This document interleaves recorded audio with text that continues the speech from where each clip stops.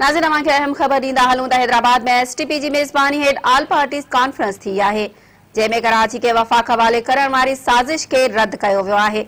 STP सरबराह doctor कादिर मक्सी जी सदारत हेठ all parties conference कोठाई वई, जंहिंमें एसयूपी सरबराह सैयद जलाल महमूद शाह, बलोच अगवान अब्दुल हई बलोच, शाह मोहम्मद शाह, एडवोकेट सज्जाद चांडियो, अब्दुल फताह दाऊद पोटो, ताज मोहम्मद नायूं ऐं ॿियनि शिरकत कई।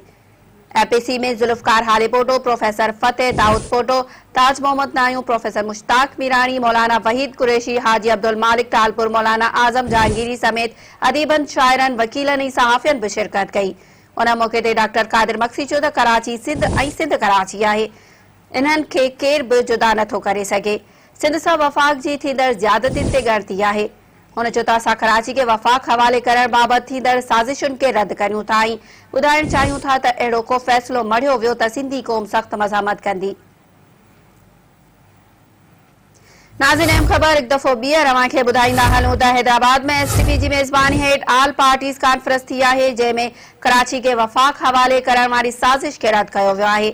एसटीपी सरबराह डॉक्टर कादिर मक्सी जी सदारत हेठ ऑल पार्टीज़ कॉन्फ्रेंस कोठाई वई, जंहिंमें एसयूपी सरबराह सैयद जलाल महमूद शाह, बलोच अगवान अब्दुल हई बलोच, शाह मोहम्मद शाह, एडवोकेट सज्जाद चांडियो, अब्दुल फताह दाऊद पोटो, जुल्फकार हाले पोटो ऐं ॿियनि शिरकत कई। एपीसी में प्रोफेसर फतेह दाऊद पोटो, ताज मोहम्मद नायूं, प्रोफेसर मुश्ताक मीरानी, मौलाना वहीद कुरैशी, हाजी अब्दुल मालिक टालपुर, मौलाना आजम जहांगीरी समेत अदीबन, शाइरन, वकीलन ऐं सहाफ़ियन भी शिरकत कई। उन मौके ते डॉक्टर कादिर मक्सी चयो त कराची सिंध ऐं सिंध कराची आहे, इन्हनि खे केर बि जुदा नथो करे सघे। सिंध सां वफ़ाक़ जी थींदड़ ज़्यादतियुनि ते ॻणती आहे। हुन चयो त असां कराची खे वफ़ाक़ हवाले करण बाबति थींदड़ साज़िशुनि खे रद्द करियूं था ऐं ॿुधाइण चाहियूं था त अहिड़ो को फ़ैसिलो मढ़ियो वियो त सिंधी क़ौम सख़्त मज़ामत कंदी।